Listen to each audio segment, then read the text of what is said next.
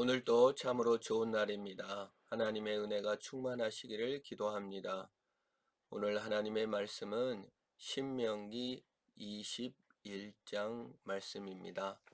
신명기 21장은 하나님의 백성인 이스라엘 백성들이 가나안 땅에 들어가서 하나님의 성민으로서 살아가야 할 것을 가르쳐 줍니다.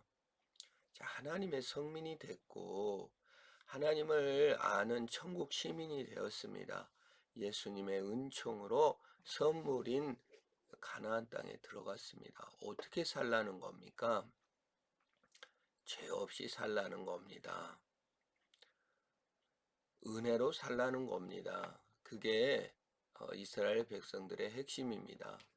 죄가 없으려면 어떻게 될까요? 책임 있는 자로서 살아가라는 겁니다. 책임을 져야 합니다. 그러니까 죄를 졌으면 벌을 받아야 되고, 무죄한 자의 피를 흘리지 말아야 하고, 억울한 일이 없도록 해야 한다는 겁니다. 그래서 신명기 21장은 이렇게 시작합니다. 무죄한 자의 피를 흘리지 마라. 너희들이 하나님의 성민이므로 그렇다는 겁니다. 내 하나님 여호와께서 내게 주어 차지하게 하실 땅에서 비살된 시체가 들에 엎드러진 것을 발견하고 그 쳐 죽인 자가 누구인지 알지 못하거든. 자, 죽은 시체가 발견됐는데 누가 죽였는지 몰라요.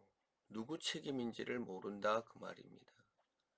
가나안 땅은 하나님이 주신 땅이요. 이스라엘의 성민으로서 죄가 없는 땅, 정말 책임을 다하는 땅이 돼야 되는데 그냥 죽은 시체가 발견됐단 말이에요. 살인자가 누군지를 모른다.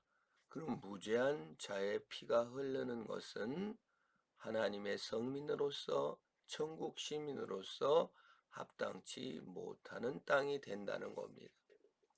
막 무죄한 자가 막 죽고 있는데 막 시체가 계속 생기는데 그 살인자를 발견을 못한다는 건 수사도 나서야 되겠고 그 벌받을 자가 벌을 받았고 복받을 자가 복을 받고 자기 책임을 다 완수하는 정말 이스라엘 나라는 세상 속의 제사장이요. 누가 봐도 하나님이 살아계시구나.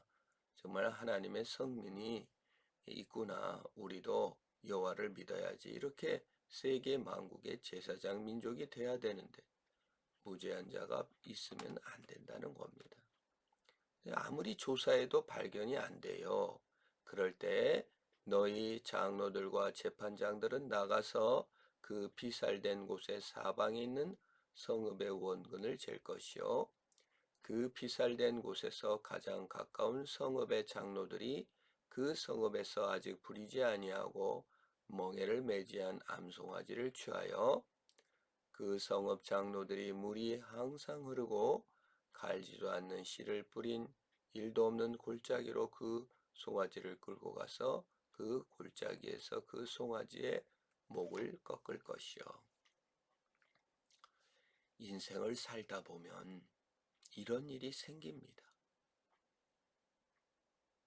정말 피해를 받고 싶지 않았는데 피해를 입게 되고 원치 않는 변사체가 발견될 정도로 처참한 일이 발견됩니다. 누가 책임을 지겠습니까? 다 책임을 회피하는 그때 그래도 가장 합리적인 방법으로 가장 가까운 성읍의 장로들이 나와서 정말 암송아지를 이유도 없이 죽입니다. 씨도 뿌리지 않는 그런 생소한 골짜기 땅의 무죄한 피를 대신 암송아지가 죽어가는 것을 볼 수 있습니다. 인생의 아이러니를 그 복잡함을 어찌 말로 다 설명할 수 있겠습니까? 때로는 이치에 맞지 않는 일도 있고 무죄한 자가 피를 흘리는 것도 있고 때로는 자신의 그 억울함이 몇십 년 동안 풀리지 않는 경우도 있습니다. 제주도 4.3 사건으로 인하여 수도 없는 제주도민이 학살됐는데 그 억울함이 이제야 조금 풀리고 있지 않습니까? 최근에 충청도 어느 지점에 수천 그루의 시체, 6.25 때 양민을 학살한, 그것도 정말 너무나 억울하게 이승만의 지시나 또 한국 군인들, 또 미국 군인들이 양민을 학살한 현장이 지금에서야 70년도 더 지난 지금에서야 밝혀지기도 하고 그런 것을 보게 됩니다.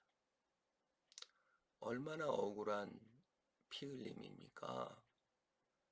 정의는 어디 갔는지 참 모를 때도 너무 많습니다. 이 땅을 살다 보면 부관 정말 역사적인 억울한 일도 있겠지만 개인적으로도 참으로 억울한 일도 많고 참 그럴 때가 있습니다. 그때 우리는 왜 하나님은 잠잠하신가? 속이 터져버릴 것 같이 답답할 때도 있을 것입니다. 아벨은 가인에게 맞아 죽어서 시체로 발견되지도 못하고 땅에 묻혔습니다. 그러나 하나님께서는 나타나셔서 가인에게 말합니다. 무죄한 피가 땅에서 울부짖는다. 그렇습니다. 무죄한 피는 땅에서 울부짖고 언젠가는 정의의 날을 기다리고 있는 것입니다. 이것을 보고 계시고 알고 계시고 속죄의 은혜를 베푸시는 분은 예수 그리스도십니다. 오묘한 일은 여호와께 속하였고 나타난 일은 우리에게 속한 것입니다. 결국 하나님께서 오묘하게 싸고 계셨다가 나타내 보이십니다. 그때 우리는 그 예수 그리스도의 정의를 알게 되는 것입니다. 주님은 왜 그렇게 오래 참으실까요? 자비를 베푸시기 위해서 오래 참으신 것입니다. 기회를 주는 것입니다. 그러나 결국은 또한 정의를 실현할 것입니다. 오늘 사는 성도 여러분, 나의 정의가 그리스도 예수 안에서 이루어질 것이며 나의 죄악이 그리스도 안에서 속죄함을 이룰 것입니다. 이 땅을 천국 시민으로서 살아갈 때 온전한 정의를 그리스도 예수의 능력으로 할 수 있는 발걸음을 그리스도의 십자가를 믿음으로 걸어가는 것입니다. 나의 치유를 예수 안에서 또한 한 발자국 걸어가며 승리하는 저와 여러분 되기를 축원합니다. 하나님 아버지 감사합니다. 천국 시민이 되어 오늘 하루를 정의롭게 살아갈 수 있는 힘을 주시옵소서. 하나님 아버지 천국 시민으로서 이 땅에 죄 때문에 방황하며 정의로 방황하는 자에게 그리스도 안에 대안을 제시케 하시옵소서. 예수님은 피할 도피처이시기도 하고 정의를 실현하는 새로운 힘도 되시는 줄 믿습니다. 그리스도 안에 정의를 실현하는 대안을 가지고 오늘 하루 한 걸음 주 앞에 달려나가게 하시고 그 속죄의 은혜로 인하여 주를 향하여 또 세상을 향하여 한 걸음 나아가는 우리가 되게 하옵소서. 예수님의 이름으로 기도합니다. 아멘.